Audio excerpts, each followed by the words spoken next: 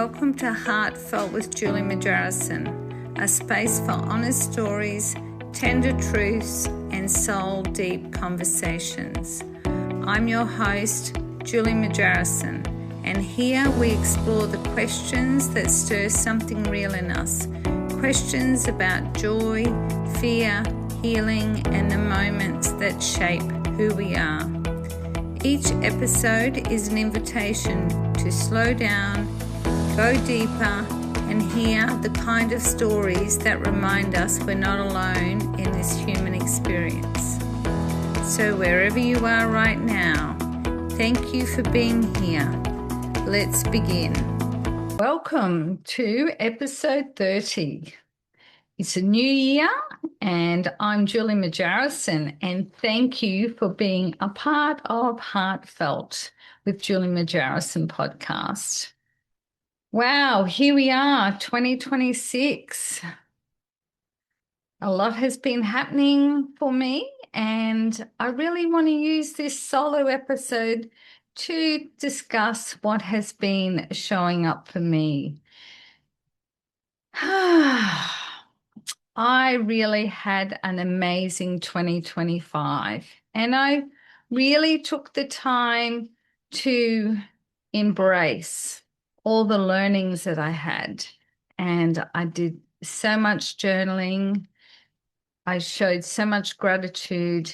And even on New Year's Eve, I had written all my amazingness that had shown up for me for 2025. And I wanted to send it off to the universe with love by burning it in the fire. But was bucketing down with rain. So I ended up lighting it and sending it off, but I just let it flow over the railing onto the grass, and it burnt really, really well. I had a couple of little comments regarding me saying goodbye to 2025, and I feel like the perception that was given was I was saying good riddance to it, but that is far from true.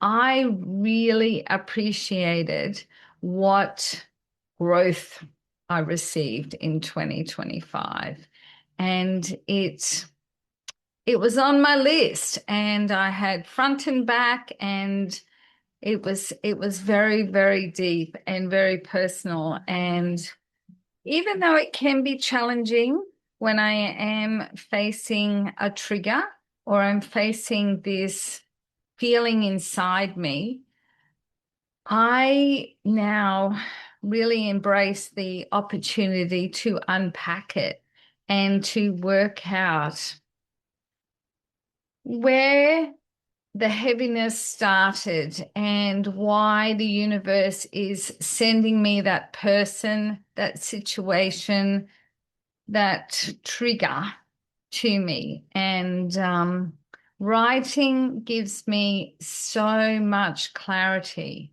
And I have books and books of writing, and it really, really helps me feel into it and actually understand the uncomfortableness I'm feeling or the actual vulnerable feeling. These words have confused me over time when I've heard people talk about triggers, tones, vibrations, reactions, responses. All of these words that I have heard for many, many years, and I even speak about it or write about it in my Way to Happiness. And but I never really truly understood it. And I feel like 2025 was the year for me to experience so much. I learned 6 years ago when I was in Bali that I actually have to hear something, see something, then experience it before I really get it.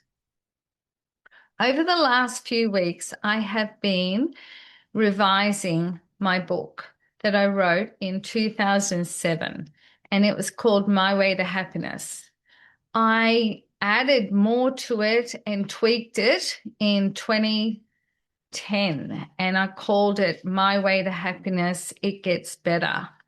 Now, 15 years later, I am revising it again, and it's going to be called My Way to Happiness, It Gets Better and Better. It has really stirred up a few things when I have been reading it and making the changes. I wanted to rewrite it because my story has changed so much, and there has been some people in my life that aren't there anymore. And out of respect to them, I wanted to remove them out of the book. So, and that's what I'm in the process of doing. And also, when I was rereading it, I could actually see that I was in a place where I didn't think my story mattered. And I really was quick to get to the point. Now I am trying to expand a little bit more about it because I have released the belief that my story does matter. And I do believe that everyone has a story and it does matter. So that's why I am just telling you my story, no one else's story. And it's just how I perceive it, how I've had the insights, how I've grown from it, how I've stumbled with it, how it's challenged me, how it's embraced me, how it has guided me. And it has been really, really rewarding. And I'm really excited to see what opens up for me for 2026. And been going through a little bit of a thing already when it's just new into the new year. And I'm going to chat to you about it, just like we're at a coffee shop and I'm talking to a supportive friend who actually can hear me or understand me or even just listen to me and not be judgmental, not be that dominating one or not being that belittling one.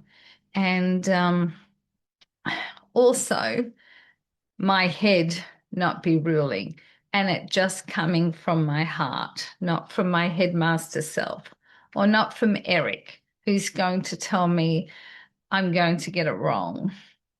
So I just want to tell you that I received a message from a friend of mine who has been in my life for over 30 years. And she saw one of my posts, and I think she misunderstood where I was coming from with my New Year comment because she was saying, "Oh, you should read this book. It didn't start with you, and it's from trauma from years before you were even thought of." And I went, "Wow, I wish you actually didn't assume that I would be needing that." I know she's coming from the best place that she felt, but it triggered me. It really, really triggered me. And I felt the trigger. I felt the heaviness. I felt the agitation. I felt the defensiveness. I felt the reaction. And I was really pleased that I was aware of this. And I was like, wow, I need to write about this. I need to write about what is showing up for me. So I came home and I was doing some writing. And in reflection, it really showed that she was just a messenger of something that I still had to work on. Because as I've been reading and revising My Way to Happiness, I have seen that where I was 15 years ago to where I am now, there's still all learning still happening. And it's like a spiral or it's like an onion.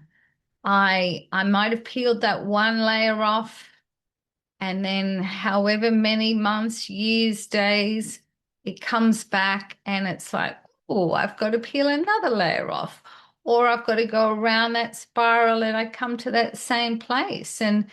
And do I react to it, or does it just float away and I don't even realize? Well, I really felt the dominating external world was out there, and it was like there's no one who's right or wrong. She's not right, I'm not wrong, vice versa. All I can say is my body was responding. My body felt heavy. My body felt agitated. My body did not feel safe. So I need to recognize that. I needed to nurture me. I needed to just sit with it and actually just allow it to be. And I can use lots of different tools that helps me work through that. And writing was the thing. But also when I was taking my granddaughter for a walk when it first happened, just through a message on the phone, how I can be zooming along, and then I get this message. The reaction just was there. And so I was taking my granddaughter for a walk, and I just did some pack melting, a pack balance. And I could feel the heaviness just melt away. And then I replaced it with love and light. And I felt like most of it had gone. And then I did some deep breathing just to release the negative, inhale the positive. And then I came home and did the writing. And when I was talking to Russell about it, he was how I felt, that he could see the other person's perspective. And I was like, oh, I was getting agitated because it's like, oh, there was still something there. And I was like, wow, what Russell was on about the story. And it's like, well, it's not really about the story. It's about the feeling that I'm having. And I just wanted to be validated that it's okay for me to have my body feeling this way. It's got nothing to do with she's right, I'm wrong. It was me able to recognize this visceral effect that was having. And I then couldn't articulate this to Russell because he was just not on the same page as me. So as I was writing more and more and more about it, I then could actually explain to Russell that there's no point me talking to him or someone who is in the energy or the realm of seeing the story, because I was past the story. It wasn't anything about the story. It was about the feeling that came up. So I finally could articulate that to Russell, and I think he got it. I think he got it this time around, that he just could validate me by saying, well, how are you feeling? Where are you feeling that in your body? And is there a way that you can melt it, or do you have a tool? And so we'll see next time this happens, if it happens that I actually want to ask for external um, validation. Or is it better for me to actually just stay internal and stay the writing, or do another tool, or ring someone else who actually understands that alignment of how the body keeps a score? And because Russell is new to this, and I have to say, I am still pretty new to this too, because I can remember the first time I really consciously was aware of having a trigger, and that was over 6 years ago. And I am 55. And I just didn't realize about triggers. It was so in my subconscious. I didn't know about vulnerability. That was in my subconscious. I didn't understand it. It was just so foreign to me. So I'm pleased now, 6 years later, I am really conscious of when I have a trigger or when there's a response happening in my body, and using the tools to work through it. And previously, I would very be external. I would be asking, I'd be talking, I'd be asking everyone else because I felt that they always knew better. But over these recent years and being connected to my inner self, I feel that I get the answers, or intuitively, the answers come to me through a quote, or I might see a reel of someone else sharing, or people that I follow, they'll actually talk about the same thing, and I'll go, that's right. So I do have to remember that I am supported, and I have an amazing spiritual tribe that helps me align with things. I just want to talk a little bit about what's been happening while I've been writing this book and rewriting, I should say. And I was talking with my daughter about Christmas and how Christmas is very different now because we're in a blended family situation, and we all united for Christmas Day, and it was lovely. It was really, really lovely. But a pattern or a condition or a belief, whichever way you want to look at it, I always, when the children were little, I always had to have a shower, get up, have a shower before I'd let the kids open up any of the presents. And I'd be up pretty early, but it's not like I made them wait till 9 o'clock in the morning or whatever. I'd be showered and out there pretty quick. Anyway, it was Shauna was going, oh yeah, you wouldn't let us open up the presents till we had a shower. And that was a really, really good reminder of how I was so stuck with this is how you've got to do it. Well, now, Christmas Day, I actually was in and out of the pool. I had my hair all messy. Oh, it would dry naturally. I didn't have to be blow drying it. And then my daughter reminded me that, oh my goodness, Mum, you would never hop in the pool. You hated me even splashing you. You never would go in the pool. It's like, leave me alone. And it really brought me back to how that was so true. And it was like, I wonder why I was like that. And then I really thought about it and did some writing. And I had this belief that I had to have my hair perfect. And I had shorter hair then. And I used to always blow dry my hair. So if Shauna would have splashed me, I would have gone, my hair's going flat and it's going, oh, yuck.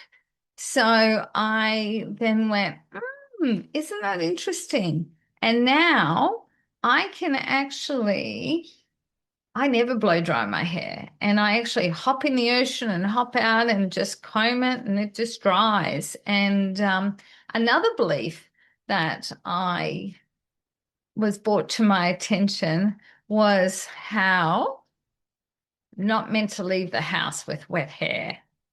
And I think I broke that belief well and truly when I lived at the beach.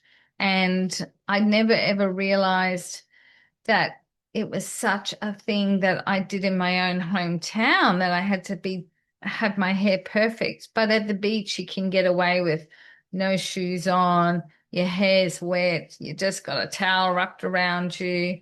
But in Gympie, you'd be looked upon as weird if you were doing anything like that. So after living there, living at the coast for over 3 years, I just melted it, and without even really realizing.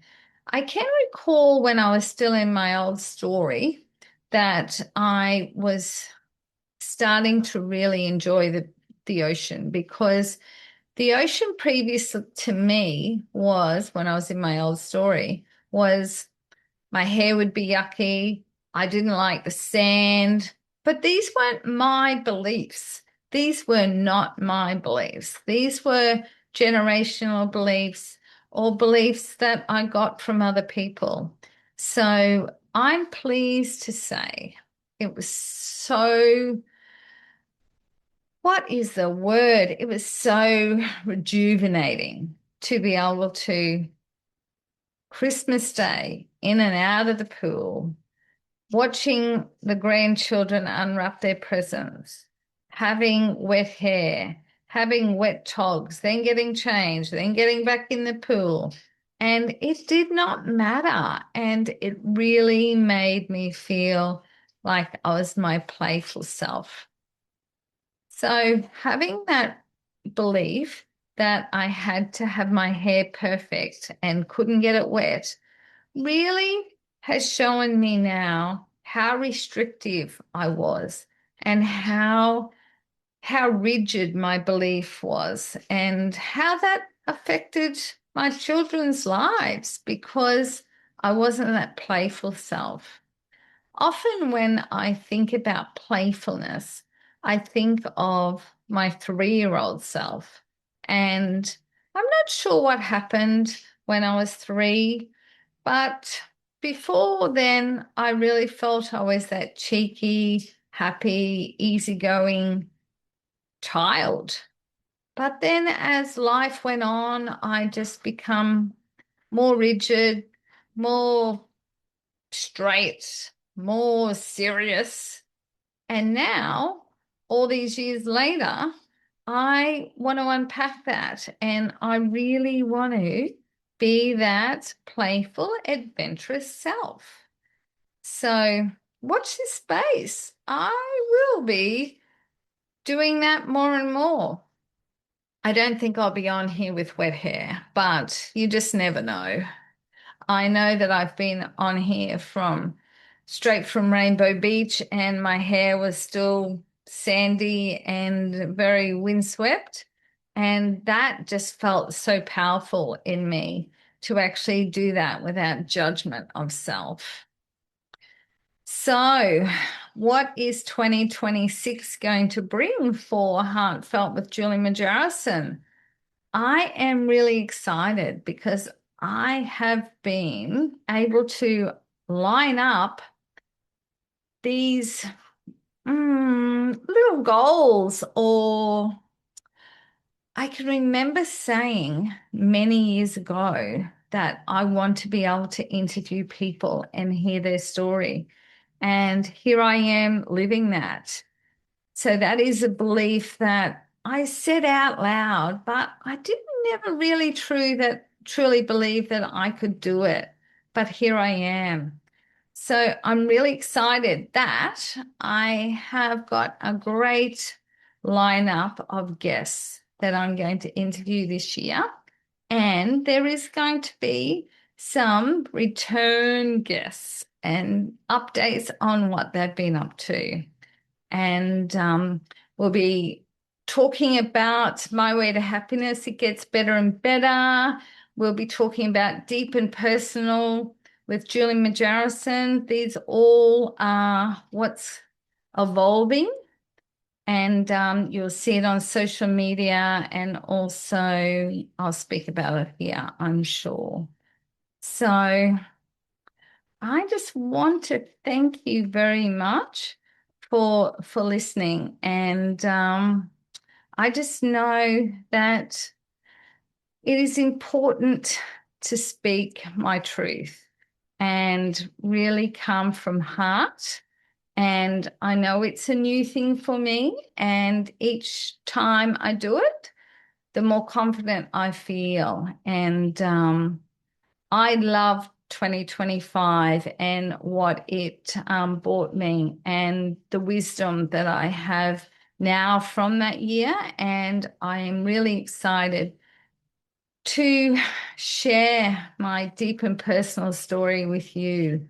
And I just hope that you get some insights from my journey, because I've been following a lot of people regarding spiritual growth, and sometimes they'll say words or they'll say an experience, but not really go into the nitty-gritty. And sometimes I wish I could actually ask them a question and understand it more. And I am very much that person who likes to understand, who actually can't comprehend things.